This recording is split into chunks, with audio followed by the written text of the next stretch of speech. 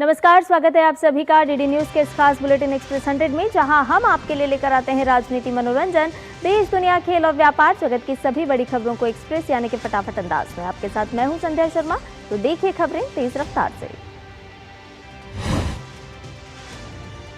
बांग्लादेश की पूर्व प्रधानमंत्री बेगम खालिदा जिया का हुआ निधन। बेगम खालिदा लंबे समय से चल रही थी बीमार। बेगम खालिदा जिया ने 80 वर्ष की आयु में ली अंतिम सांस। पति की मौत के बाद खालिदा जिया सक्रिय राजनीति में आई। उन्होंने बांग्लादेश नेशनलिस्ट पार्टी का नेतृत्व संभाला था। भारतीय जनता पार्टी के वरिष्ठ नेता और केंद्रीय गृह एवं सहकारिता मंत्री अमित शाह पश्चिम बंगाल के 3 दिवसीय दौरे पर हैं। कल देर शाम कोलकाता पहुंचने पर भाजपा कार्यकर्ताओं ने उनका जोरदार स्वागत किया। गृह मंत्री अमित शाह आज कोलकाता में एक प्रेस कॉन्फ्रेंस करेंगे। इसके साथ ही आज प्रदेश कोर कमेटी की बैठक भी बुलाई गई है। अमित शाह बुधवार को साइंस सिटी ऑडिटोरियम में पार्टी कार्यकर्ताओं की बड़ी बैठक को भी संबोधित करेंगे। राष्ट्रपति द्रौपदी मुर्मू झारखंड के गुमला में आयोजित होने वाले अंतर्राज्यीय जन सांस्कृतिक समागम समारोह कार्तिक यात्रा को संबोधित करेंगी। उपराष्ट्रपति सीपी राधाकृष्णन केरल के वर्कला में आयोजित होने वाली 93वीं शिवगिरी तीर्थ यात्रा में लेंगे भाग। वो तिरुवनंतपुरम स्थित मार इवानियोस कॉलेज के प्लेटिनम जयंती समारोह के समापन समारोह का उद्घाटन भी करेंगे। उपराष्ट्रपति सीपी राधाकृष्णन तमिलनाडु के रामेश्वरम में आयोजित होने वाले काशी तमिल संगमम 4.0 के समापन समारोह में मुख्य अतिथि के रूप में शामिल होंगे। भारत में बने एडवांस लाइट हेलीकॉप्टर ध्रुव के नए और एडवांस नागरिक संस्करण ध्रुव नेक्स्ट जनरेशन की आज होने जा रही है पहली उड़ान। केंद्रीय नागरिक उड्डयन मंत्री राममोहन नायडू आज बेंगलुरु में नई पीढ़ी के अत्याधुनिक हेलीकॉप्टर ध्रुव की पहली उड़ान को हरी झंडी दिखाकर रवाना करेंगे। Defence research and development organisation ने ओडिशा के चांदीपुर स्थित इंटीग्रेटेड टेस्ट रेंज में Pinaka long range guided rocket LRGR-120 का पहला सफल उड़ान परीक्षण किया। ये परीक्षण भारतीय सेना की युद्ध क्षमता को मजबूत करने की दिशा में एक अहम कदम है। इस रॉकेट का परीक्षण 120 किलोमीटर की मारक क्षमता के लिए किया गया है। रक्षा मंत्री राजनाथ सिंह ने इस उपलब्धि पर DRDO को बधाई दी। उन्होंने कहा कि लंबी दूरी के गाइडेड रॉकेट का सफल डिजाइन और विकास सशस्त्र बलों की क्षमताओं को और मजबूत करेगा। उन्होंने इसे गेम चेंजर बताया। विदेश मंत्रालय ने भारत में अल्पसंख्यकों की स्थिति पर पाकिस्तानी विदेश मंत्रालय की टिप्पणियों को सिरे से खारिज किया। विदेश मंत्रालय के प्रवक्ता रणधीर जायसवाल ने कहा कि ऐसे देश की टिप्पणियां स्वीकार्य नहीं है जिसका इस मामले में रिकॉर्ड बेहद खराब रहा हो। प्रवक्ता रणधीर जायसवाल ने कहा कि पाकिस्तान में विभिन्न धर्मों के अल्पसंख्यकों के साथ भयावह और व्यवस्थित उत्पीड़न एक स्थापित तथ्य है। प्रवक्ता ने स्पष्ट किया कि उंगली उठाने से पाकिस्तान की सच्चाई छिप नहीं सकती। रक्षा मंत्रालय ने देश की तीनों सेनाओं की युद्ध क्षमता को और अधिक मजबूत करने के लिए 79,000 करोड़ रुपए की बड़ी सैन्य खरीद को मंजूरी दे दी है। ये मंजूरी रक्षा मंत्री राजनाथ सिंह की अध्यक्षता वाली रक्षा खरीद परिषद द्वारा दी गई है। इस फैसले से भारतीय सेना, नौसेना और वायुसेना की सामरिक और तकनीकी ताकत में उल्लेखनीय बढ़ोतरी होगी। वायुसेना के लिए अस्त्र MK2 मिसाइल और स्पाइस 1000 किट की खरीद से लंबी दूरी की सटीक मारक क्षमता और हवाई युद्ध क्षमता को मजबूती मिलेगी। पश्चिम बंगाल में मतदाता सूची संशोधन को लेकर सत्ताधारी तृणमूल कांग्रेस और चुनाव आयोग के बीच टकराव अब हिंसक विरोध और प्रशासनिक गतिरोध में बदल गया है।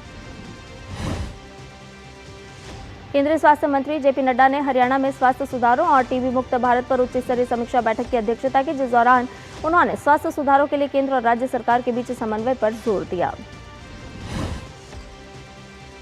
JP नड्डा ने कहा कि हरियाणा के सभी जिला अस्पतालों में ब्रांडेड दवाओं पर 50% तक की छूट देने वाली अमृत फार्मेसी स्थापित की जाएंगी। उन्होंने कहा कि दवा विनियमन, निदान और टीबी मुक्त भारत मिशन प्रमुख प्राथमिकता है। भारतीय नौसेना का स्वदेशी पारंपरिक सिलाई वाला नौकायन पोत INSV कॉन्डियन गुजरात के पोरबंदर से ओमान के मस्कट के लिए अपनी पहली विदेशी यात्रा पर रवाना हुआ। इसे पश्चिमी नौसेना कमान के वाइस एडमिरल कृष्णा स्वामीनाथन ने औपचारिक रूप से हरी झंडी दिखाकर रवाना किया। इस अभियान से भारत और ओमान के बीच सांस्कृतिक और लोगों के बीच संबंध मजबूत होंगे।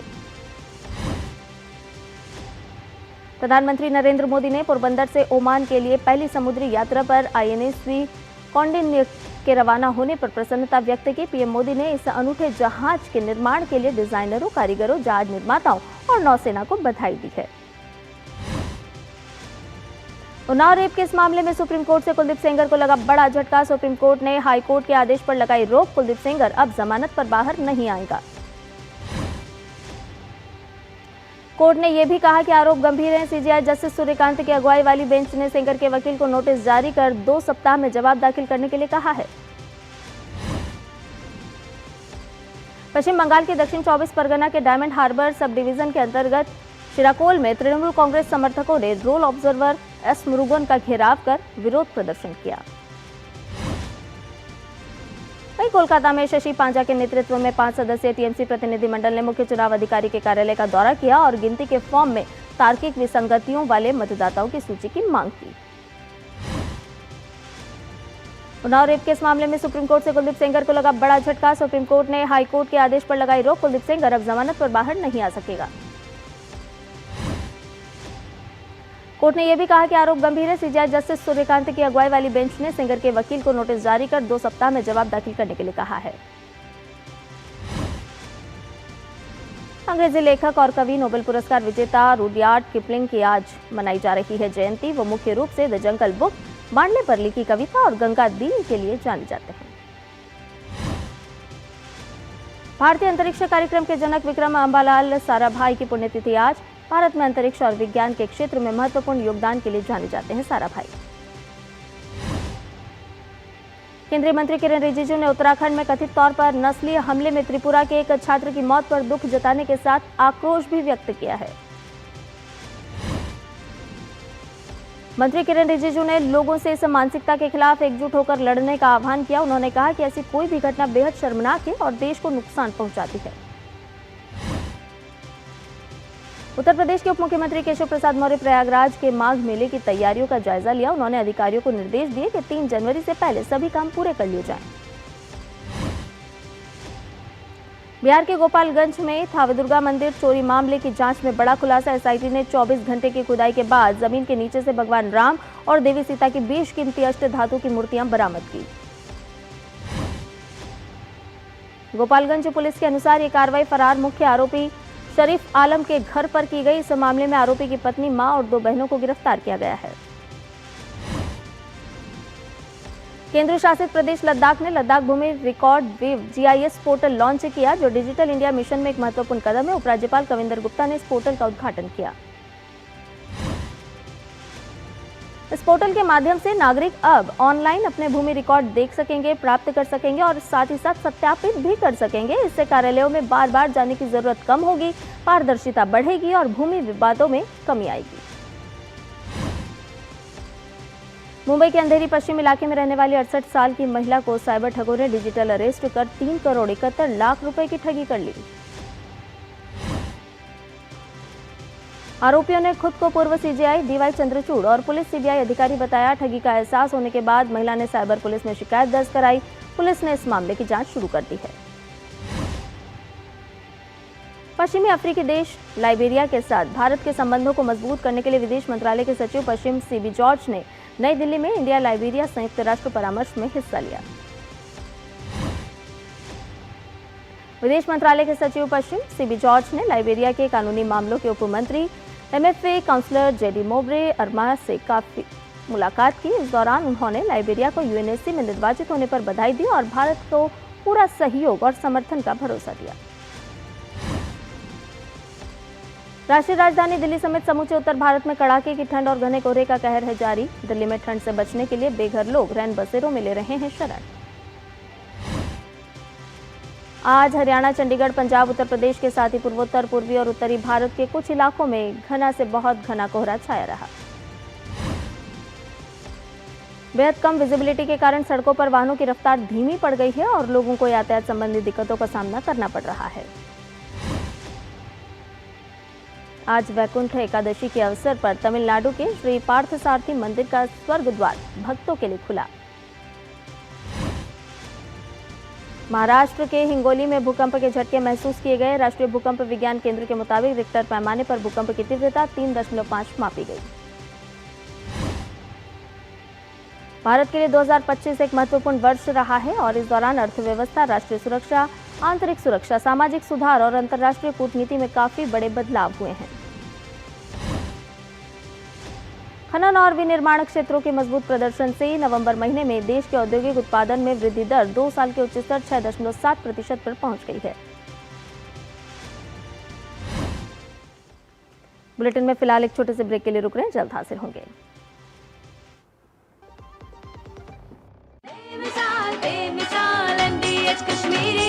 लाल रंग इसका अपार, तीखा कम है फिर भी स्वाद। बेमिसाल बेमिसाल MDH कश्मीरी।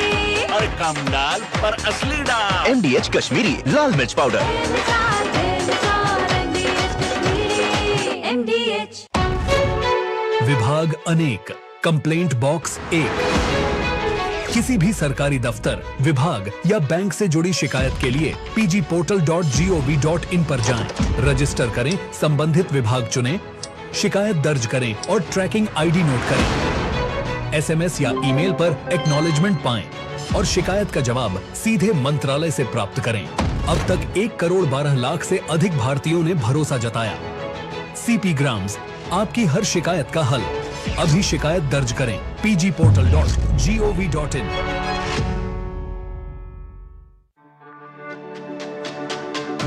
मेरी पसंद, मेरी पसंद, मेरी पसंद, मेरी पसंद, हमारी पसंद। हम सबकी पसंद। मजबूत देश का मजबूत सरिया हो गया स्टील। ओ हरि भैया, अरे वाह, खेतों में कौन सी फसल लगाए हो? 12 महीने कमा कर दे ऐसी फसल। क्या? मैंने नया व्यवसाय शुरू किया है। उसके लिए पैसे? इसमें किसी निवेश की जरूरत ही नहीं। अच्छा, मुखिया जी। अरे मुखिया जी, नमस्ते। अरे हरी, कब आ रहे हो? आप बस चलिए, मैं पहुंचता हूं। अब मैं LIC एजेंट हूं। LIC एजेंट बनो, अब बड़ा सोचो। हमारी वेबसाइट पर जाएं या अपनी नजदीकी LIC शाखा से संपर्क करें। ब्रेक के बाद एक्सप्रेस 100 में आपका एक बार फिर से स्वागत है। आइए बाकी की खबरों को जानते हैं फटाफट अंदाज में।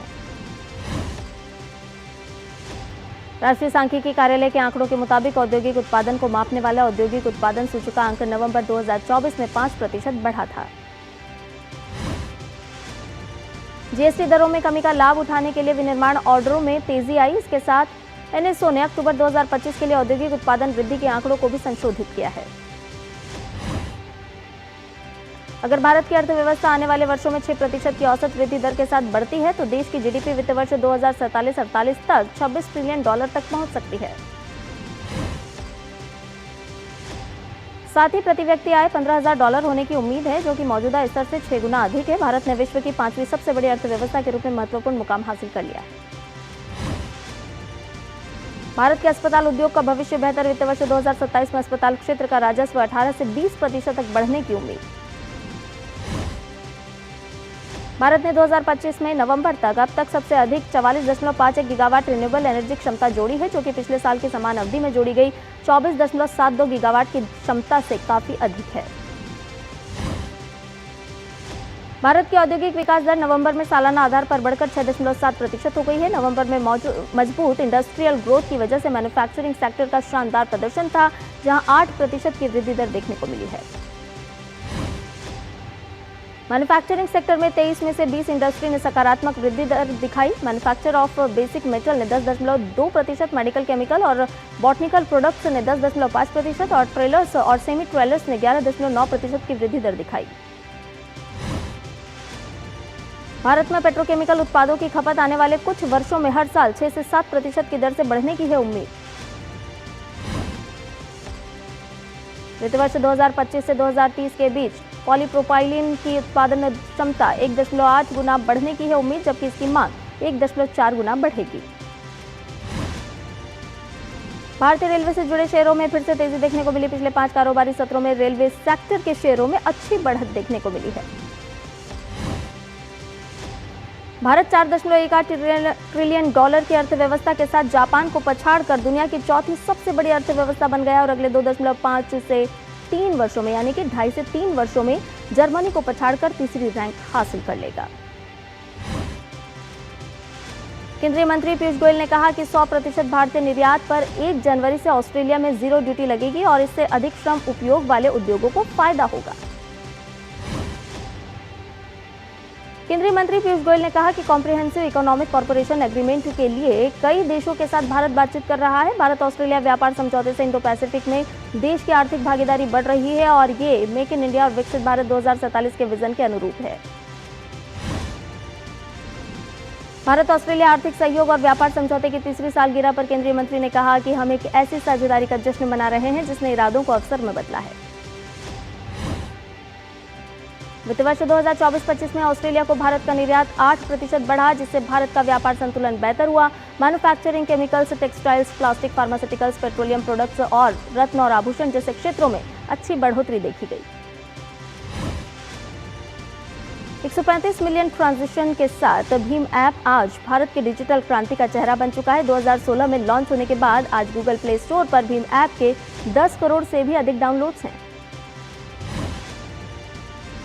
पूरे भारत में यूपीआई के 45 करोड़ से अधिक उपयोगकर्ता हैं, जिनमें से एक बड़ा हिस्सा भीम ऐप का इस्तेमाल होता है। ये ऐप अब 20 से अधिक भारतीय भाषाओं में उपलब्ध है, जिससे ग्रामीण भारत में इसकी पहुंच बढ़ी है। और एनर्जीज ने कहा कि उसने सोलर इन्वर्टर की 2 विनिर्माण इकाइयों का वाणिज्यिक परिचालन शुरू कर दिया है, जिनकी कुल क्षमता 3 गीगावाट से ज्यादा है। सरकार द्वारा ग्रामीण इलाकों में लोगों के रोजगार से जुड़ने की मुहिम के तहत शुरू की गई विकसित भारत जी राम जी से जहां लोगों के ज्यादा रोजगार मिलेगा, वहीं राज्यों को भी खासा फायदा होगा। सप्ताहांत में हुई मूसलाधार बारिश के कारण स्पेन के दक्षिणी और पूर्वी प्रांतों में बाढ़ आ गई, जिसमें 3 लोगों की मौत हो गई। मेक्सिको में ट्रेन की पटरी से उतरने से 13 लोग मारे गए और दर्जनों अन्य लोग घायल हो गए थे। ट्रेन दुर्घटना स्थल पर फॉरेंसिक जांचकर्ता पहुंचे, जहां भारी सैन्य सुरक्षा के बीच अधिकारियों ने उस पर आपदा की व्यापक जांच शुरू कर दी। इजरायल के प्रधानमंत्री बेंजामिन नेतन्याहू ने सोमवार को कहा कि इजरायल सीरिया के साथ शांतिपूर्ण सीमा सुनिश्चित करने के लिए उत्सुक है और अमेरिकी राष्ट्रपति डोनाल्ड ट्रंप ने कहा कि उन्हें विश्वास है कि इजरायली और सीरियाई नेता आपस में अच्छे संबंध बनाएंगे। रूस ने सोमवार को कहा कि लंबी दूरी के 91 यूक्रेनी ड्रोन ने मॉस्को के उत्तर में नोवगोरोड क्षेत्र में राष्ट्रपति व्लादिमीर पुतिन के स्थायी आवास पर हमला करने की कोशिश की थी। ईरानी रियाल के अमेरिका डॉलर के मुकाबले रिकॉर्ड निचले स्तर पर पहुंचने को लेकर राजधानी तेहरान और कई अन्य शहरों में जारी विरोध प्रदर्शनों के बीच ईरान के सेंट्रल बैंक के गवर्नर ने सोमवार को इस्तीफा दे दिया। संयुक्त राष्ट्र ने सोमवार को नए साल के संदेश में वैश्विक नेताओं से लोगों और पृथ्वी को प्राथमिकता देने की अपील की। यूएन महासचिव एंटोनियो गुटेरेस ने कहा कि दुनिया इस समय अराजकता और अनिश्चितता से घिरी हुई है, जहां युद्ध, हिंसा और जलवायु संकट बढ़ रहे हैं। यूक्रेन समेत कई जगहों पर जारी युद्धों का जिक्र करते हुए मानव पीड़ा कम करने पर उन्होंने जोर दिया। गुटेरेस ने नेताओं से सैन्य खर्च के बजाय गरीब देशों की मदद और जलवायु संरक्षण पर गंभीरता से काम करने की अपील भी की। अमेरिकी राष्ट्रपति डोनाल्ड ट्रंप ने कहा कि अमेरिका ने वेनेजुएला के उस इलाके पर छापा मारा है जहां नावों में ड्रग्स भरी हुई है। यूक्रेन के राष्ट्रपति वोलोडिमिर ज़ेलेंस्की ने कहा कि अमेरिकी समर्थन के बिना यूक्रेन रूस के खिलाफ युद्ध नहीं जीत सकता। एक इंटरव्यू में ज़ेलेंस्की ने स्पष्ट किया कि उन्हें रूसी राष्ट्रपति व्लादिमीर पुतिन पर भरोसा नहीं है और वो यूक्रेन की सफलता नहीं चाहते। यूक्रेन के राष्ट्रपति ने अमेरिकी राष्ट्रपति डोनाल्ड ट्रंप के साथ हालिया बैठक को सकारात्मक बताया। इस बीच पुतिन ने अपनी सेना से यूक्रेन के ज़ापोरिज़िया क्षेत्र पर पूरा नियंत्रण हासिल करने के लिए अभियान जारी रखने के निर्देश दिए हैं। अमेरिकी राष्ट्रपति डोनाल्ड ट्रंप ने सोमवार को ईरान को कड़ी चेतावनी देते हुए कहा कि यदि ईरान अपने बैलिस्टिक मिसाइल या परमाणु कार्यक्रम को फिर से शुरू करता है तो अमेरिका उस पर और बड़ा हमला कर सकता है। फ्लोरिडा के मार-ए-लागो एस्टेट में इजरायली प्रधानमंत्री बेंजामिन नेतन्याहू के साथ बैठक के बाद ट्रंप ने बताया कि उन्हें संकेत मिल रहे हैं कि तेहरान अपने हथियार कार्यक्रमों को आगे बढ़ाने की कोशिश कर रहा है। अमेरिकी राष्ट्रपति डोनाल्ड ट्रंप ने फेडरल रिजर्व के अध्यक्ष जेरोम पॉवेल के खिलाफ मुकदमा दायर करने की अपनी धमकी को दोहराया। ट्रंप ने यह भी कहा कि वो अगले अध्यक्ष के लिए अपने उम्मीदवार की घोषणा करने की योजना बना रहे हैं। तुर्की के उत्तर पश्चिमी हिस्से में पुलिस ने इस्लामिक स्टेट के 6 आतंकवादियों को मार गिराया। इस ऑपरेशन में 3 पुलिसकर्मी भी मारे गए। ये मुठभेड़ मारमारा सागर के तट पर स्थित यालोवा प्रांत में हुई है। थाईलैंड की सेना ने कंबोडिया पर सीजफायर समझौते के उल्लंघन का आरोप लगाया है। थाईलैंड ने कहा कि कंबोडिया ने उसके इलाके के ऊपर 250 से ज्यादा ड्रोन उड़ाए। भारत और श्रीलंका की महिला क्रिकेट टीमों के बीच खेली जा रही T20 सीरीज का 5वां और आखिरी मैच आज तिरुवनंतपुरम में खेला जाएगा। भारतीय टीम का इरादा 5वां मैच भी जीतकर सीरीज क्लीन स्वीप करने का होगा। अगर भारतीय टीम ने सीरीज 5-0 से जीती तो ये तीसरा मौका होगा जब वो कोई सीरीज 5-0 से अपने नाम करेंगे। दिल्ली ने विजय हजारे ट्रॉफी में सौराष्ट्र को 3 विकेट से हरा दिया। दिल्ली की टीम ने 321 रन के लक्ष्य को 7 गेंद शेष रहते हासिल कर लिया। मुंबई ने विजय हजारे वनडे ट्रॉफी में छत्तीसगढ़ को 9 विकेट से हरा दिया। प्रतियोगिता में यह मुंबई की लगातार तीसरी जीत है। आईसीसी ने एमसीजी की पिच को असंतोषजनक करार दिया है। आईसीसी ने एमसीजी पर एक डीमेरिट अंक भी लगा दिया। न्यूजीलैंड के पूर्व क्रिकेटर डुग ब्रेसवेल ने क्रिकेट के सभी फॉर्मेट से संन्यास ले लिया है। 35 वर्षीय ब्रेसवेल ने न्यूजीलैंड के लिए 28 टेस्ट, 21 वनडे और 20 T20 मैच खेले। गत WPL चैंपियन मुंबई इंडियंस ने ऑस्ट्रेलिया की पूर्व लेग स्पिनर क्रिस्टन विंस को स्पिन गेंदबाजी कोच नियुक्त किया है। विंस ऑस्ट्रेलिया के विश्व कप अभियान में अहम भूमिका निभा चुकी हैं। इंग्लैंड के तेज गेंदबाज गस एटकिंसन चोट के कारण सिडनी में होने वाले 5वें और अंतिम एशेज क्रिकेट टेस्ट मैच में नहीं खेल पाएंगे। एटकिंसन मेलबर्न में खेले गए चौथे टेस्ट मैच के दूसरे दिन चोटिल हो गए थे।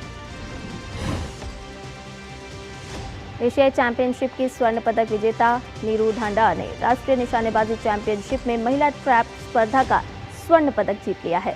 कीर्ति गुप्ता ने रजत पदक और प्रगति दुबे ने कांस्य पदक जीता है। ब्रिटेन के पूर्व heavyweight boxing champion Anthony Joshua Nigeria के ओगुन राज्य में हुए एक सड़क दुर्घटना में घायल हो गए हैं। स्थानीय पुलिस ने दुर्घटना में 2 लोगों की मौत की पुष्टि की है। इस दुर्घटना में जोशुआ को मामूली चोटें आई हैं, जिसके बाद उन्हें इलाज के लिए अस्पताल ले जाया गया। हादसे के कारणों की जांच की जा रही है। एक प्रत्यक्षदर्शी के मुताबिक नाइजीरिया में हुए कार हादसे में मुक्केबाज एंथनी जोशुआ को कुछ नहीं हुआ और वो सही सलामत है। जोशुआ को अस्पताल ले जाया गया है और मामले की जांच की जा रही है। अफ्रीका कप ऑफ नेशंस में मेजबान मोरक्को ने जाम्बिया को 3-0 से मात दी। मोरक्को की ओर से फॉरवर्ड अयूब अल काबी ने 2 गोल की जीत के साथ मोरक्को ग्रुप ए में शीर्ष पर आ गई। अफ्रीका कप ऑफ नेशंस में मिस्र ने अंगोला के साथ गोल रहित ड्रॉ खेला। मिस्र ने अंगोला के खिलाफ इस मैच में अपने सभी प्रमुख खिलाड़ियों को आराम दिया था। बार्सिलोना ने साल के अंत का जश्न मनाते हुए सोमवार को ओपन ट्रेनिंग सेशन में हिस्सा लिया। इस सेशन को देखने के लिए क्लब के प्रशंसक भी मौजूद रहे। एक्सप्रेस न्यूज में फिलहाल के लिए इतना ही। मुझे दीजिए इजाजत। नमस्कार।